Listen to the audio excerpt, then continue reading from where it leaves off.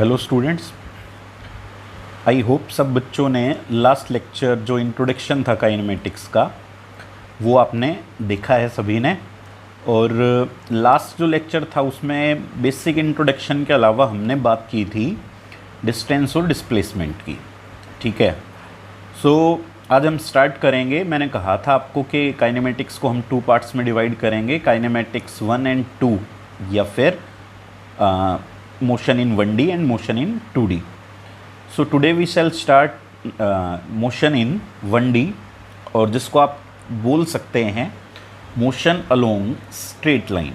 ठीक है, one dimensional motion का meaning motion along straight line होता है। पहले मैं आपको एक डाउट यहाँ से क्लियर करता हूँ, क्योंकि देखिए बुक्स के अंदर भी ऐसे लिखा हुआ होता है और उसको पढ़कर हम एक गलत इंप्रेशन डेवलप करते हैं कि अगर पार्टिकल जो है वो एक्स एक्सिस के अलोंग अपनी पोजीशन चेंज कर रहा होगा तो वो 1D मोशन होगा, एक्स और वाई दोनों के अलोंग चेंज कर रहा होगा तो वो 2D मोशन होगा, एक्स वाई जेड तीनों के अलोंग चेंज कर रहा होगा तो वो 3D मोशन होगा। But that is not true.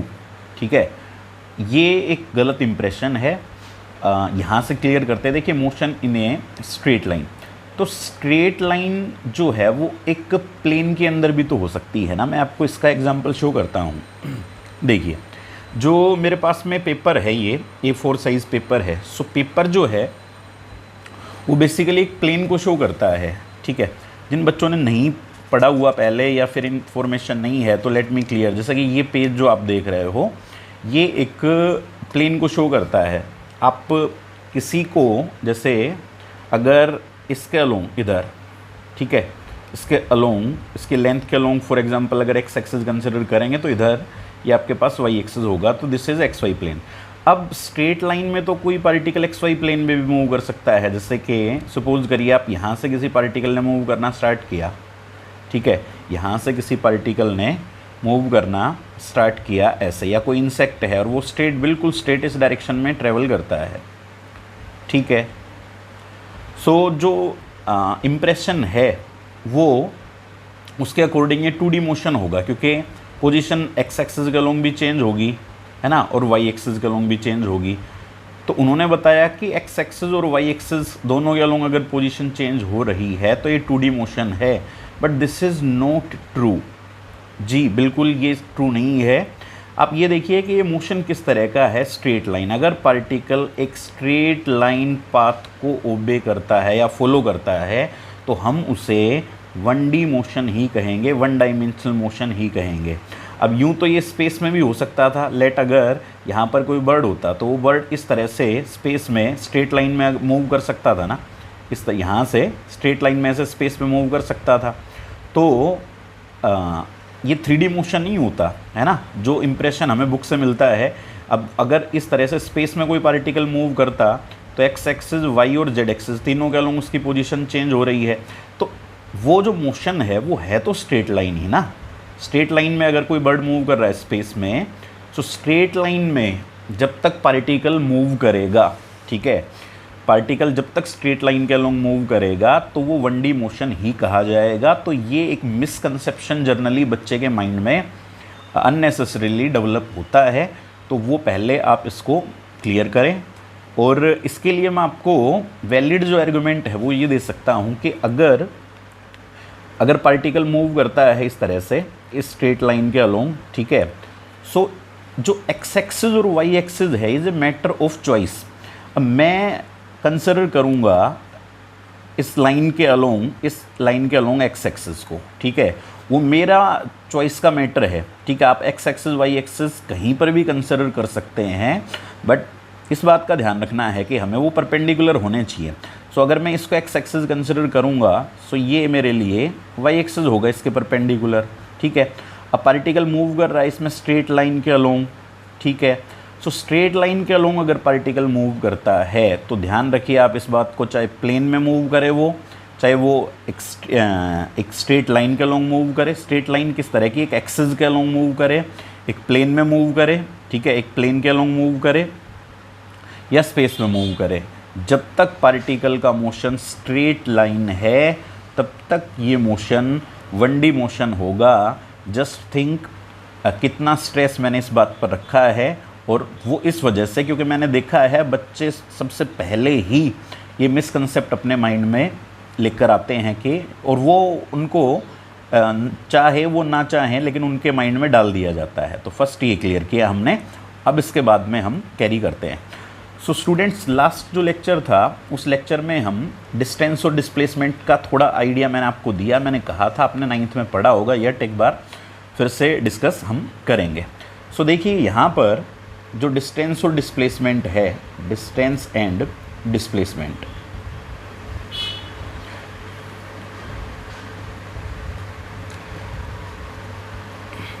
इसका बिल्कुल क्लियर सा व्यू मैंने आपको लास्ट लेक्चर में दिया था। लेकिन अगर मैं बात करता हूँ स्ट्रेट लाइन मोशन की, क्योंकि मुझे डिस्कस करना है स्ट्रेट लाइन मोशन। सो स्ट्रेट लाइन मोशन के केस में डिस्टेंस और डिस्प्लेसमेंट के लिए एक तो पॉइंट आपको मुझे ये क्लियर करना है, as you know however distance जो है वो कैसी क्वांटिटी है, scalar, and displacement is a vector quantity, ठीक है। और जब तक पार्टिकल स्ट्रेट लाइन में मूव करेगा, स्ट्रेट लाइन के अलोंग, तो आपको यहाँ वेक्टर की रिक्वायरमेंट नहीं होगी। क्यों नहीं होगी? क्योंकि मैंने कहा कि एक्स एक्सिस, वाई एक्सिस या जेड एक्सिस अज्यूम करना वो प्योरली मैटर ऑफ चॉइस है कि अगर मुझे लगेगा कि जैसे इस लाइन के अलोंग अगर पार्टिकल इस लाइन के अलोंग मूव करता है तो मैं इस लाइन के अलोंग एक्स एक्सिस कंसिडर कर सकता हूँ, प्रोवाइडेड वाई और जेड उसके परपेंडिकुलर होंगे, ठीक है। इतनी इस बात का ध्यान रखना है मुझे। अच्छा देखिए, अब डिस्टेंस और displacement.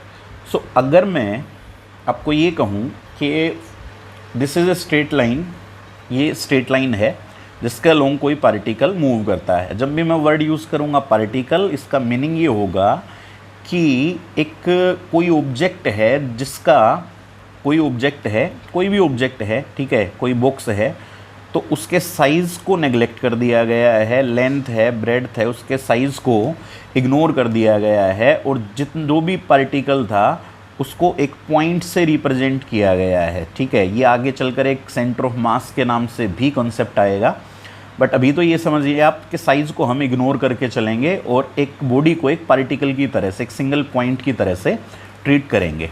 Okay, so this is the straight line along which A particle will move, ठीक है। अच्छा, हमें वेक्टर की रिक्वायरमेंट क्यों नहीं होती है वो मैं आपको क्लियर करूँ। देखिए, जब पार्टिकल मूव करेगा तो हम क्या करेंगे, जैसे आप सिंपली कंसिडर करते हैं कि जैसे आप कोई एक पॉइंट ओरिजिन कंसिडर कर लेते हैं। So let this point is origin, ठीक है। और ओरिजिन से जैसे राइट साइड में आपने बोला कि this will be plus x, positive direction है ये आपके लिए, है ना। तो उससे अपोजिट यानी उससे लेफ्ट में यहाँ पर आप नेगेटिव एक्स कंसिडर करते हैं, तो ये आपके लिए इधर नेगेटिव हुआ। तो हम भी ऐसा ही कुछ कंसिडर करके चलते हैं स्ट्रेट लाइन मोशन के केस में, हमें वेक्टर की रिक्वायरमेंट नहीं होती। तो आप किसी एक डायरेक्शन को पॉजिटिव कंसिडर करके चलिए, आप किसी भी डायरेक्शन को पॉजिटिव ले सकते हैं, इधर भी पॉजिटिव ले सकते हैं आप, ठीक है। लेकिन जनरली क्योंकि मैक्सिमम केसेस में ऐसा होता है कि राइट साइड में, यहाँ जैसे अगर मैं यहाँ ओरिजिन चूज़ करूँगा तो राइट साइड में डायरेक्शन को पॉजिटिव कंसिडर कर लिया जाता है, और उससे लेफ़्ट साइड में, ओरिजिन से लेफ़्ट साइड में इधर उससे अपोजिट डायरेक्शन को नेगेटिव कंसिडर किया जाता है, ऐसे। तो पहले तो मैंने ये आपको क्लियर किया क्योंकि हम काफ़ी ज़्यादा यूज़ करने वाले हैं इनका, ध्यान रखिएगा आप इस बात को 1D मोशन के अंदर। तो दिस इज़ साइन कन्वेंशन, ठीक है।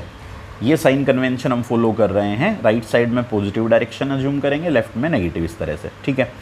अच्छा, नेक्स्ट अब डिस्टेंस डिस्प्लेसमेंट की बात की थी मैंने, एक बार फिर से जल्दी से यहाँ डिस्कस करते हैं। देखिए, अगर मैं आपको ये कहूँ फॉर एग्ज़ाम्पल, यहीं केस कंसिडर कर लेते हैं, ओरिजिन पर आप सपोज करिए कि कोई कार पार्क्ड है, आप यहाँ पर कोई कार पार्क्ड है, बट यू नो मैं उसको पॉइंट से ही शो करूँगा, ठीक है।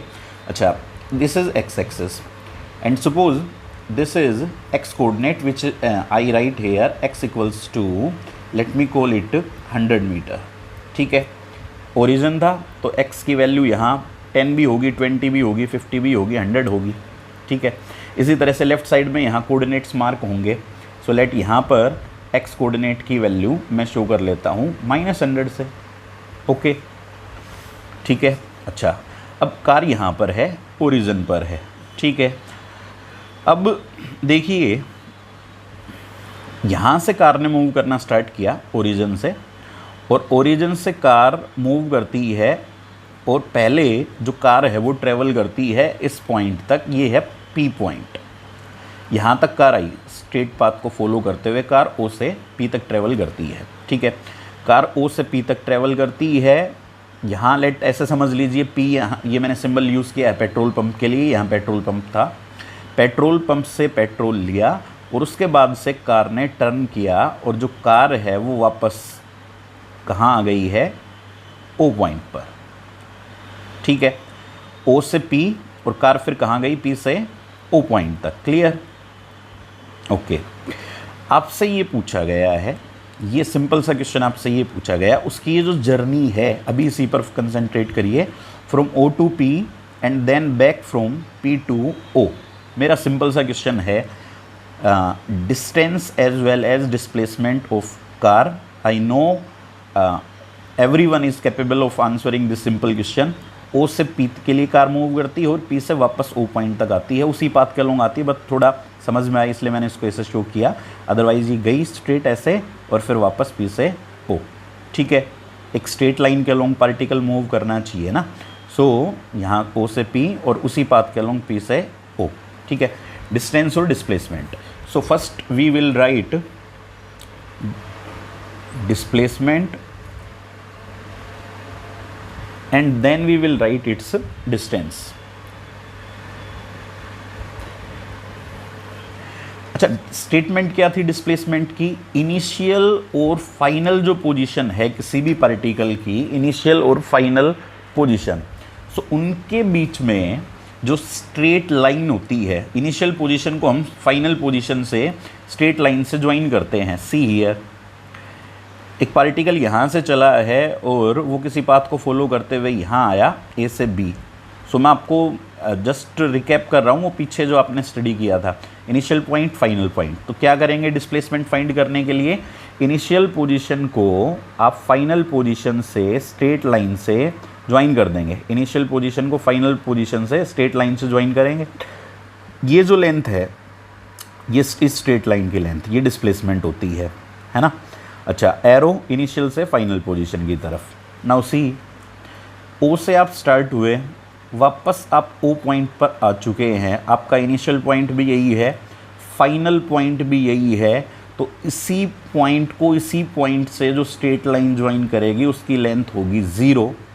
इनिशियल और फाइनल पोजीशन सेम हो चुकी है आपकी। सो इनफैक्ट आपकी पोजीशन में कुछ शिफ्ट हुआ ही नहीं, चेंज हुआ ही नहीं, इनिशियल भी आपकी पोजीशन यही है, फाइनल भी, है ना। तो डिस्प्लेसमेंट के लिए आपको फोकस करना है सिर्फ इनिशियल और फाइनल पोजीशन पर, पाथ पर फोकस नहीं करना।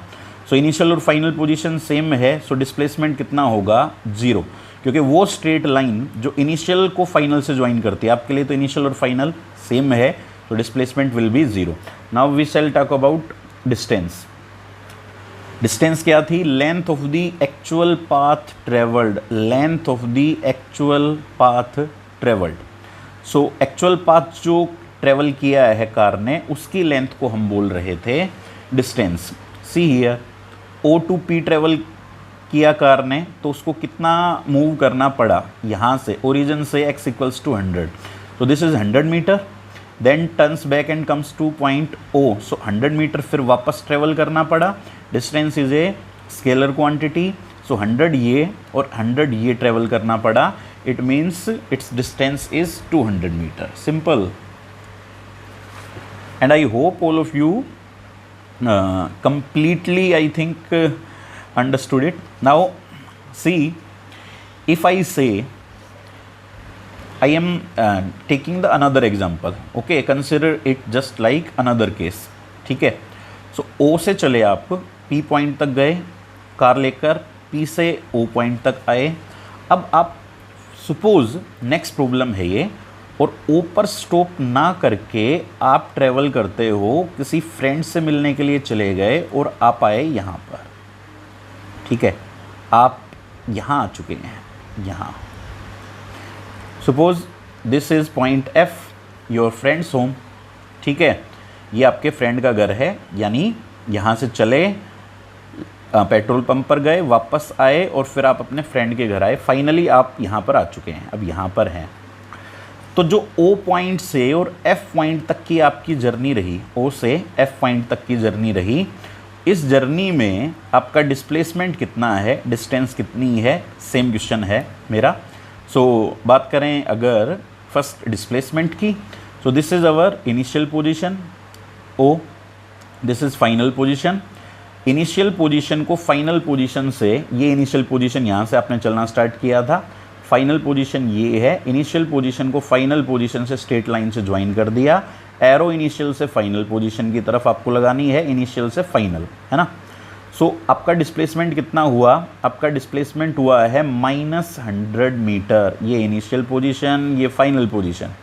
सो स्ट्रेट लाइन इनिशियल पॉइंट को फाइनल पॉइंट से ज्वाइन करेगी, ये इसकी लेंथ कितनी है इस लाइन की, नो डाउट इसकी लाइन की लेंथ 100 मीटर है, ठीक है। सो डिस्प्लेसमेंट 100 मीटर है, बट ये जो डायरेक्शन है लेफ्ट साइड इधर, ये डायरेक्शन हमने नेगेटिव कंसिडर की हुई है, तो आपका जो डिस्प्लेसमेंट है वो नेगेटिव होगा, ये नेगेटिव डिस्प्लेसमेंट आपका। And this negative sign shows that आपका जो डिस्प्लेसमेंट है वो आपकी इनिशियल पोजीशन से लेफ्ट साइड में है, बिल्कुल। अगर आपका डिस्प्लेसमेंट पॉजिटिव होता तो इसका मतलब आपका जो डिस्प्लेसमेंट हुआ वो ओरिजिन से राइट साइड में है, ठीक है। सो ये जो नेगेटिव और पॉजिटिव साइन है एक्चुअल में वो सिर्फ इन डायरेक्शंस को ही स्पेसिफाई कर रहे हैं। पॉजिटिव डिस्प्लेसमेंट आता है यानी आपका ओरिजिन जो था उससे आप शिफ्ट हुए राइट साइड में, ठीक है, राइट साइड में शिफ्ट हुए हो, और अगर नेगेटिव आया तो मतलब ओरिजिन से लेफ्ट साइड में शिफ्ट हुए हो आप, तो आपका डिस्प्लेसमेंट यहाँ नेगेटिव बनता है, ठीक है। साइन इन्वॉल्व करना मस्ट है यहाँ, जो डायरेक्शन को स्पेसिफाई कर रहा है, और वैसे मैंने एरो भी शो की है डायरेक्शन के लिए। Next we come to distance. See distance is how much, oh length of the actual path travelled है ना, ध्यान है आपको। सो ओ से चलना आपने स्टार्ट किया और ओ से चलकर आप गए हैं कौन से पॉइंट पर, पी पॉइंट पर, और फिर पी से आप आए हैं ओ पर, और ओ से होते हुए फाइनली एफ पॉइंट पर आप हैं। तो length of the actual path travelled, O to P आपने 100 ट्रेवल किया, वापस पी टू ओ आपने 100 ट्रेवल किया है, और फिर ओ टू एफ फिर आपने 100 ट्रेवल किया। Remember distance is a scalar quantity, ठीक है, लेंथ चाहिए हमें सिर्फ। सो 100 ये ट्रेवल किया आपने, 100 ये ट्रेवल किया, 200 और 100 ये ट्रेवल किया आपने। So your distance in this case is 300 metre, okay. So straight line motion में हमें पॉजिटिव और नेगेटिव साइन के इन्हीं सिग्निफिकेंस को समझना है कि भाई जो पॉजिटिव और नेगेटिव साइन शो किए गए हैं वो एक्चुअल में क्या शो कर रहे हैं। तो नेगेटिव साइन का मीनिंग आपको आई होप क्लियर हुआ होगा, इसलिए यहाँ पर वेक्टर्स की रिक्वायरमेंट नहीं होती, पॉजिटिव नेगेटिव साइन यूज़ करके डायरेक्शंस के केसेस का काम चल जाता है, ठीक है। सो अब ये तो काफ़ी बेसिक एलिमेंट्री केस हमने डिस्कस किए हैं, ठीक है। अब इसके बाद से मैं नेक्स्ट कॉन्सेप्ट जो है ना उस पर चलता हूँ। डिस्टेंस और डिस्प्लेसमेंट का मीनिंग आई होप समझ में आ चुका है आपको, और अब हम डिस्कस करेंगे आपसे। देखिए दो क्वांटिटीज़ है यहाँ, एक तो है स्पीड, ठीक है, और सेकंड जो क्वांटिटी है, सेकंड क्वांटिटी है velocity. And I know already all of you are familiar with these quantities, and as well you already know these quantities, but still एक बार हम इनको टच करेंगे, डिस्कस करेंगे एक बार इनको, ठीक है। तो देखिए स्पीड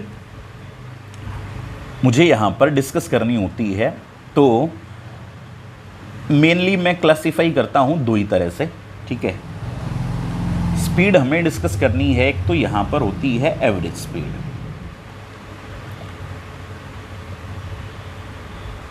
और सेकंड है यहाँ इंस्टेंटेनियस स्पीड,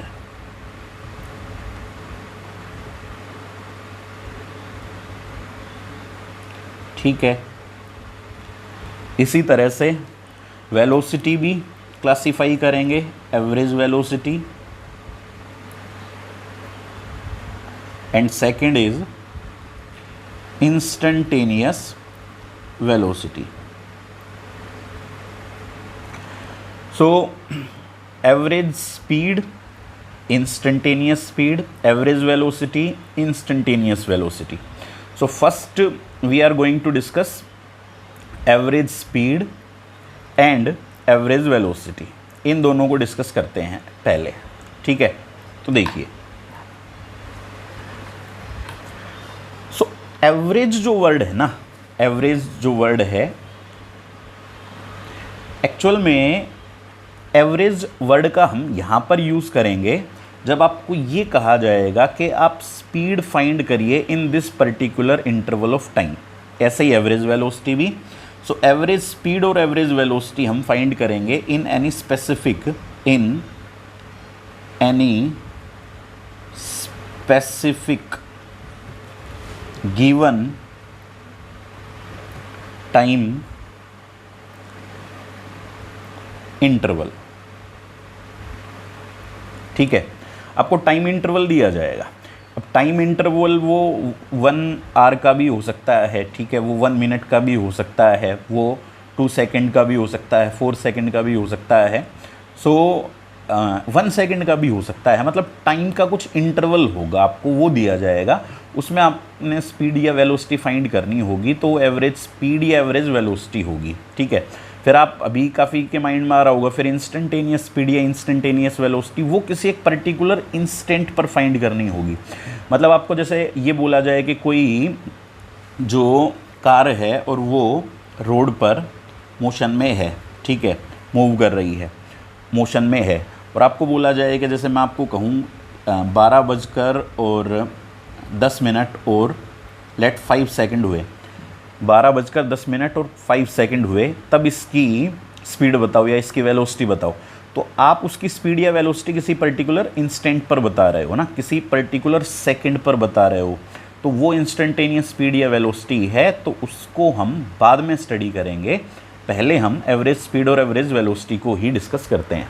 सो देखिए, किसी भी पर्टिकुलर टाइम इंटरवल के अंदर, कोई टाइम इंटरवल जो आपको दिया गया है, 2 second, 4 second, 20 minute, 30 minute, 1 hour, जो भी दिया गया है, उस टाइम इंटरवल में अगर आपको एवरेज स्पीड फाइंड करनी है, सो एवरेज स्पीड फाइंड करने के लिए क्या करेंगे आपको ये देखना है कि उस टाइम इंटरवल में बॉडी ने कितनी डिस्टेंस कवर की, ठीक है। इस बात को समझना आप, उस पर्टिकुलर टाइम इंटरवल में उस पार्टिकल ने कितनी डिस्टेंस कवर की है। सो जो डिस्टेंस कवर की है पार्टिकल ने, डिस्टेंस कवर्ड को आप डिवाइड कर देंगे, किससे डिवाइड कर देंगे, टाइम इंटरवल से, तो आपके पास में एवरेज स्पीड आएगी, ठीक है। अच्छा, एवरेज वेलोसिटी फाइंड करने के लिए क्या करना है, एवरेज वेलोसिटी के लिए, एवरेज वेलोसिटी फाइंड करने के लिए भी हमें कुछ इसी तरह का, एक्सेप्ट वन चेंज। कोई पर्टिकुलर जो आपको टाइम इंटरवल गिवन है, आप उसमें ये देखिए कि उस पार्टिकल ने या उस बॉडी ने कितना डिस्प्लेसमेंट कवर किया है।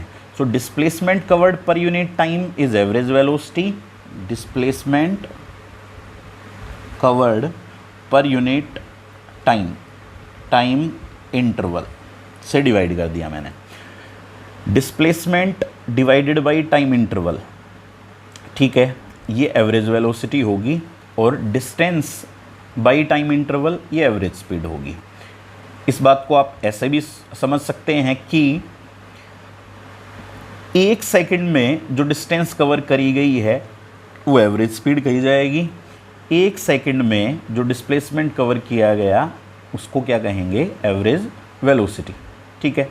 थोड़ा मैं और भी एक्सप्लेन कर दूंगा इसको, आप ऐसे समझिए कि जैसे अगर 5 सेकंड में जो डिस्टेंस कवर की गई वो कितनी है, 50 मीटर है। 5 सेकंड में 50 मीटर अगर डिस्टेंस कवर की गई है, सो 1 सेकंड में कितनी कवर की गई होगी, 50 metre divided by 5 second. So this comes out 10 metre per second, 10 metre per second. So 1 second में बेसिकली कितनी डिस्टेंस ट्रेवल करी गई है, 1 सेकंड में कितनी डिस्टेंस ट्रेवल की गई है, उसको एवरेज स्पीड कहा गया, और 1 सेकंड में इसी तरह से जो डिस्प्लेसमेंट कवर किया जाता है उसको हम बोलते हैं एवरेज वेलोसिटी। ठीक है। अच्छा, नेक्स्ट थिंग, एवरेज स्पीड के लिए आप ऐसे समझिए कि मैं एक छोटा सा एग्जांपल ले लेता हूँ आपको ये पॉइंट क्लियर करने के लिए, कि जैसे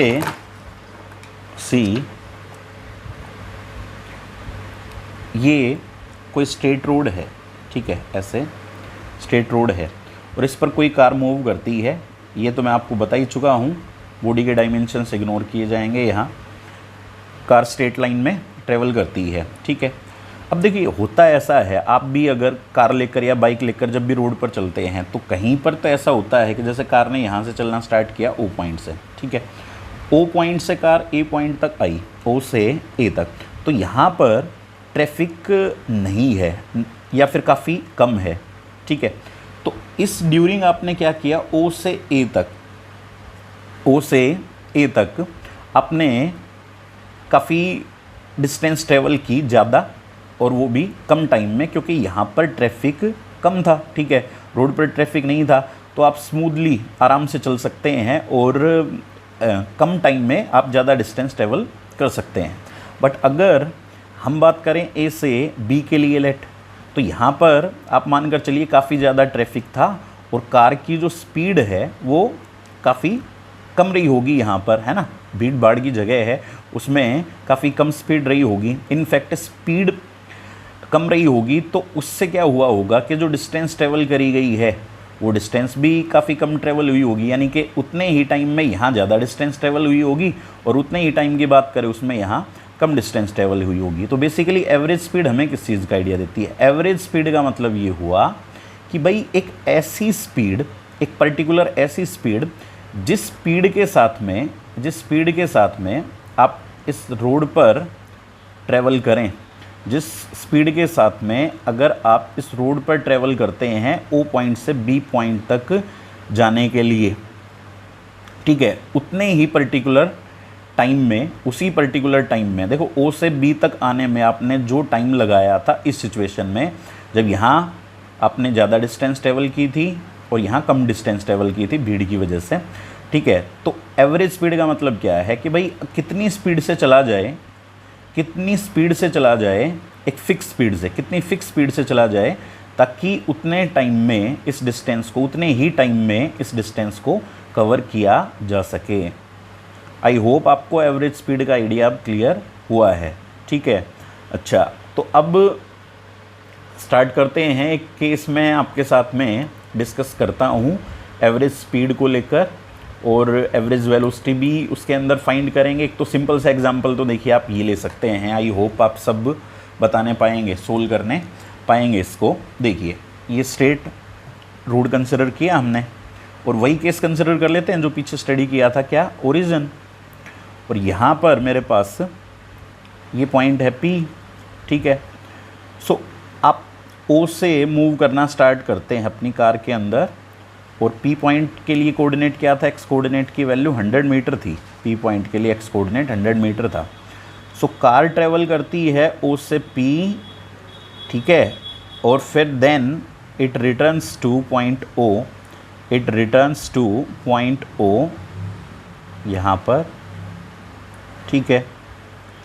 और ऐसा करने में, यानी O से P तक जाने में और P से O पॉइंट तक आने में, लेट आप कंसिडर करिए कि 50 सेकंड का टाइम लगा, ऐसे समझिए।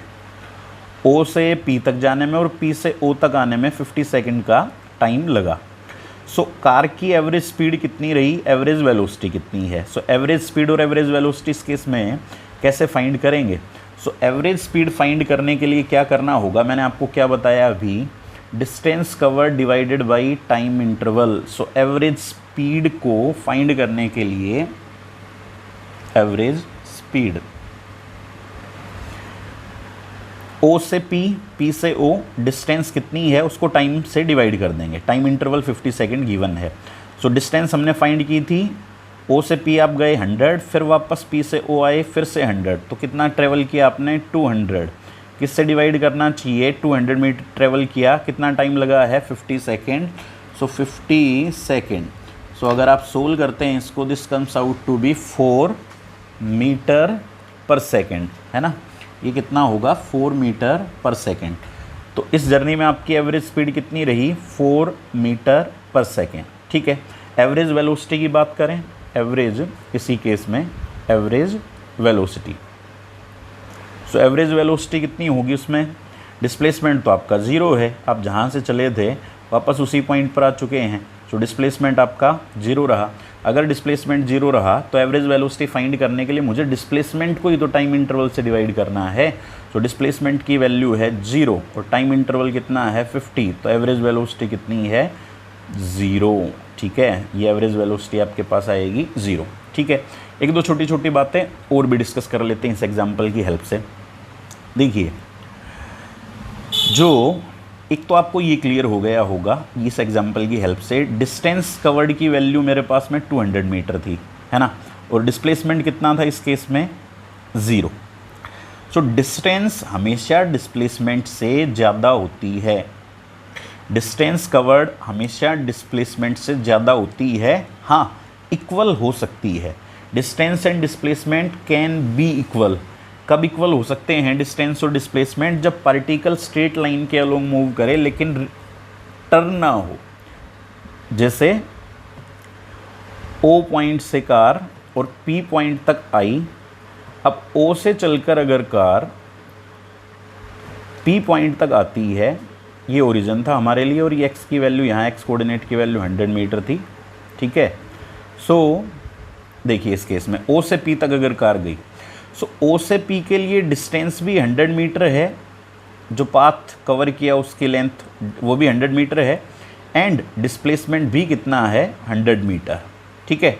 बट डिस्प्लेसमेंट की डायरेक्शन होगी इनिशियल पॉइंट या फाइनल पॉइंट। ये केस मैं वो कंसिडर कर रहा हूँ जिसमें कार टर्न नहीं हुई है। तो अभी बात हो रही है सिर्फ O से P तक जाने की, ठीक है। तो सिर्फ O से P तक जब जाती है तो उस केस में डिस्टेंस भी 100 होगी क्योंकि पाथ तो उसने अपना टर्न किया नहीं है अभी, ठीक है। और डिस्प्लेसमेंट भी 100 होगा क्योंकि इनिशियल पोजीशन ये फाइनल स्ट्रेट लाइन से ज्वाइन करेंगे, स्ट्रेट लाइन ये रही, उसकी लेंथ 100। तो डिस्प्लेसमेंट और डिस्टेंस इक्वल बिल्कुल हो सकते हैं जब पार्टिकल स्ट्रेट लाइन में चलता हुआ अपने पाथ को रिट्रेस ना करे। अब देखिए यहाँ से अगर इसने अपने पाथ को रिट्रेस किया मतलब टर्न लिया और वापस वो उसी पोजीशन पर चली गई है ऐसे, तो आपने एक चीज़ नोटिस करी कि 100 मीटर जाना ये, सो डिस्टेंस 100 थी, लेकिन अगर वो टर्न भी करती है और वापस अपने इनिशियल पोजीशन की तरफ आती है तो डिस्टेंस तो तब भी बढ़ रही है ना भाई, लेंथ उस पाथ की जो उसने कवर किया है, तो 100 तो वो कवर कर चुकी है। अब वापस टर्न लेकर उधर इसी पॉइंट पर आई तो डिस्टेंस 200 हो चुकी, लेकिन डिस्प्लेसमेंट कितना हो गया 0, वापस इनिशियल और फाइनल पोजीशन सेम हो गई।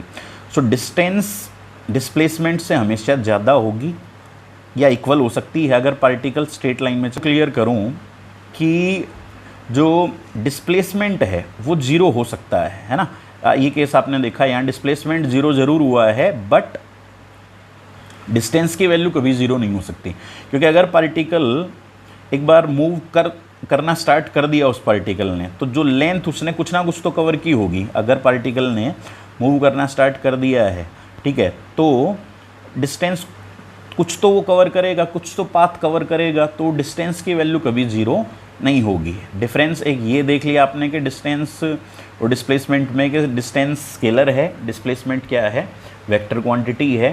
सो इसी बेसिस पर मैं आपको यहाँ पर एक इन्फॉर्मेशन ये प्रोवाइड कर रहा हूँ, जब डिस्टेंस की वैल्यू डिस्प्लेसमेंट के कंपैरिजन में या तो ज़्यादा होगी या ये दोनों क्या होंगे, इक्वल होंगे, तो इसका मतलब ये हुआ कि एवरेज स्पीड और एवरेज वेलोसिटी, एवरेज स्पीड या तो एवरेज वेलोसिटी से क्या होगी, ज़्यादा होगी एवरेज स्पीड एवरेज वेलोसिटी से, या फिर ये दोनों क्या हो सकते हैं, ये इक्वल हो सकते हैं। इक्वल कब होंगे, जब पार्टिकल स्ट्रेट लाइन में मूव कर रहा होगा लेकिन टर्न नहीं करेगा, तब एवरेज स्पीड और एवरेज वेलोसिटी इक्वल होंगे।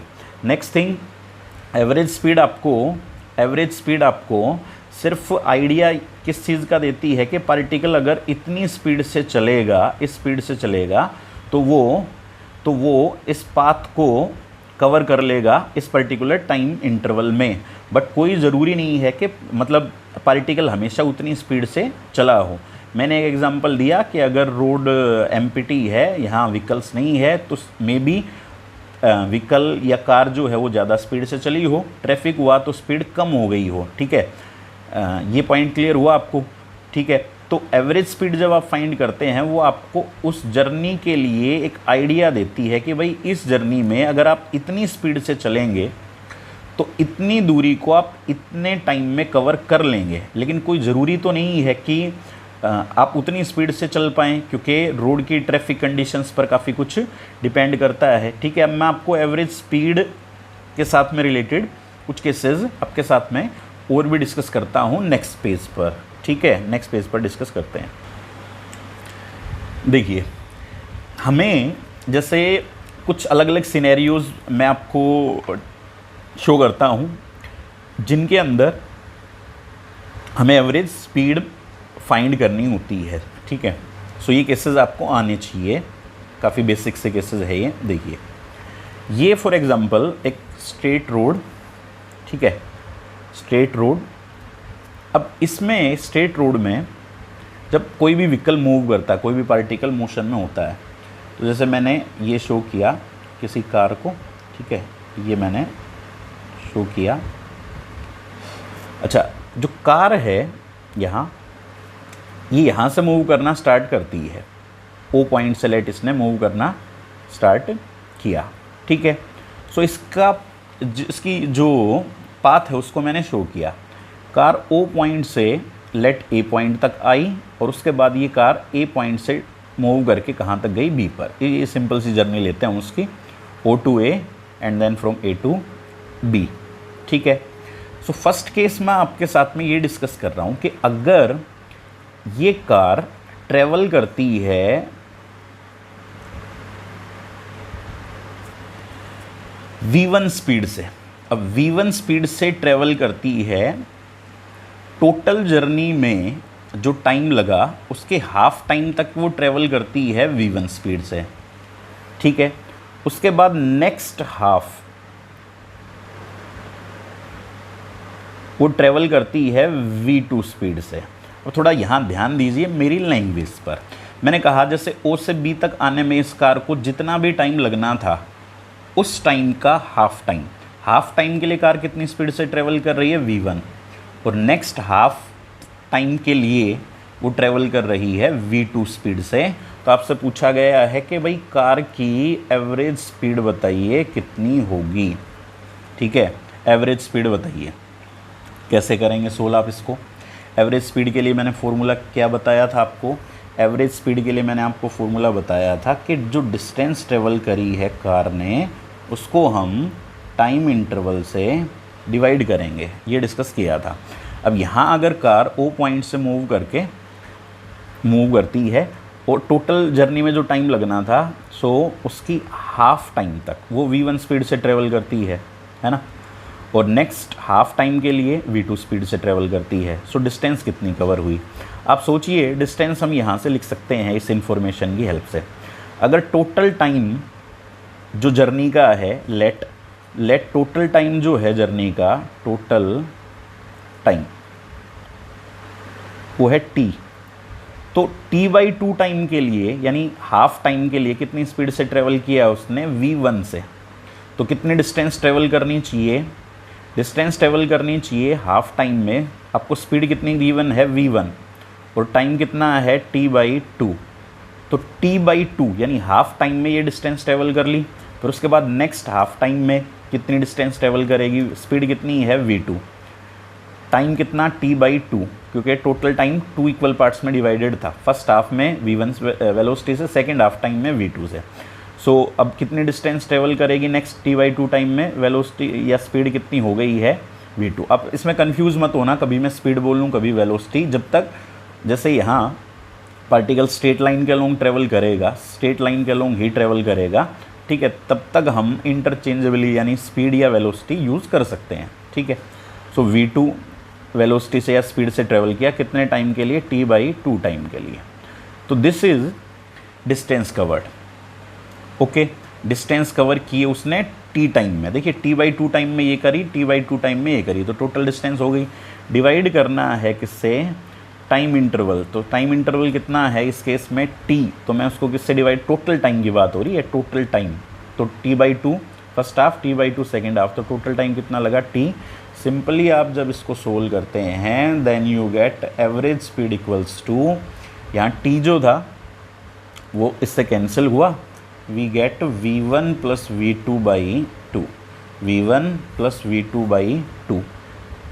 ठीक है, सिंपल केस, बिल्कुल सिंपल। ठीक है, 9th क्लास में सिखाए जाते हैं केसेस ये बल्कि, बट थोड़ा एलिमेंट्री आपको क्लियर हो बिल्कुल बेसिक लेवल से, इसीलिए मैंने यहाँ ये क्वेश्चन डिस्कस किया। सेकंड केस देखिए फिर से, कार जो है वो ट्रेवल करती है v1 स्पीड से first half of the distance, यानी टोटल जो डिस्टेंस है उसका हाफ डिस्टेंस ट्रेवल करती है v1 वेलोसिटी से। सो लेट ऐसे समझिए आप, टोटल अगर डिस्टेंस को मैं, ये जो टोटल डिस्टेंस है इसको मैं d से रिप्रेजेंट करूं, सो d/2 हाफ डिस्टेंस है वो कितनी वेलोसिटी से या स्पीड से, v1 से। नेक्स्ट हाफ जो डिस्टेंस है वो कार ने ट्रेवल की, नेक्स्ट हाफ डिस्टेंस ट्रेवल की है कार ने v2 वेलोसिटी के साथ में या v2 स्पीड। ठीक है, तो अब इस केस में भी आपको क्या करना है, इस कार के लिए एवरेज स्पीड की वैल्यू फाइंड करनी है। सो एवरेज स्पीड की वैल्यू यहाँ कैसे फाइंड करेंगे? सो एवरेज स्पीड फाइंड करने के लिए सेम फॉर्मूला, क्या फॉर्मूला स्टडी किया आपने, average speed equals to total distance divided by time interval या टाइम टेकन जिसको हम बोलते हैं। अच्छा, distance divided by total time, तो डिस्टेंस का तो अपने को पहले ही क्लियर है, टोटल डिस्टेंस कितनी ट्रेवल की है यहाँ से यहाँ तक, d/2a और d/2a। So total distance travel करी है d, इसमें तो किसी तरह का कोई डाउट है नहीं। बात रही टाइम इंटरवल की, तो टाइम यहाँ पर गिवन है नहीं, आपको जो इन्फॉर्मेशन है वहीं से फाइंड करना पड़ेगा। तो O से लेट ये पॉइंट है A, ये पॉइंट है B, सो O से B तक जाने में टोटल कितना टाइम लगा, तो पहले O से A तक का टाइम निकाल लीजिए। O से A तक कितना टाइम लगेगा, O से A तक डिस्टेंस कितनी ट्रेवल की है, d/2। ठीक है, स्पीड कितनी है v1, तो टाइम कितना लगना चाहिए, स्पीड डिस्टेंस को स्पीड से डिवाइड कर दें, तो मैं डायरेक्ट यहाँ पर शो कर लूँ d/2, पहले ऐसे शो कर देता हूँ, डिस्टेंस डिवाइडेड बाई स्पीड, तो डिस्टेंस d/2 स्पीड v1, तो टाइम मिल गया हमें, प्लस फिर से यहाँ से यहाँ A से B तक जाने का कितना टाइम होगा, डिस्टेंस कितनी d/2 और स्पीड कितनी है v2, ये टाइम मिल गया, टोटल टाइम हो गया। अब आपको सिंपली उसको सोल्व कर देना है। सो d divided by d/2 v1 plus d/2 v2। ठीक है, यहाँ से d कॉमन लेंगे, न्यूमरेटर में d है तो d कैंसिल हो गया। यहाँ पर नीचे एलसीएम लेंगे, कितना आएगा यहाँ 2v1 v2, 2v1 v2, 2v1 था कैंसिल होगा तो v2 प्लस 2v2 कैंसिल होगा, तो यहाँ पर v1, ये थर्ड टर्म न्यूमरेटर में चली जाएगी। सो एवरेज जो स्पीड मेरे पास में उसको सोल्व करके आती है, that is 2v1 v2 divided by v1 plus v2। सो ये इस केस में एवरेज स्पीड है। ठीक है, सो आई होप ये आपको समझ में आए होंगे। अब इस तरह के छोटे छोटे क्वेश्चन पूछ लिए जाते हैं, जैसे वो बोलेंगे आपको इसमें कि एक car travels first half of the distance with A speed of 60 km/h and next half of the distance with A speed of 40 km/h, find its average speed. अब जनरली बच्चे गलती क्या करते हैं, 60 + 40 डिवाइडेड बाई 2, वो आंसर देते हैं 50। अब वो 50 होगा नहीं, वो आपको पता है 50 कब होगा, जब हमें टाइम के बारे में बोला गया हो कि फर्स्ट हाफ टाइम के लिए कार ने इतनी स्पीड से ट्रैवल किया, नेक्स्ट हाफ टाइम के लिए कार ने इतनी स्पीड से ट्रैवल किया है। ठीक है, टाइम इक्वल होगा, उस केस में तो v1 + v2/2 ठीक है, बट यहाँ तो यूज़ नहीं कर सकते ना आप उसको। ठीक है, तो इस केस में ठीक है, अब आपको इस फार्मूले में वैल्यू सब्सटीट्यूट करने की रिक्वायरमेंट है। 2v1 60 था, v2 40 था, डिवाइडेड बाई v1 + v2 60 + 40।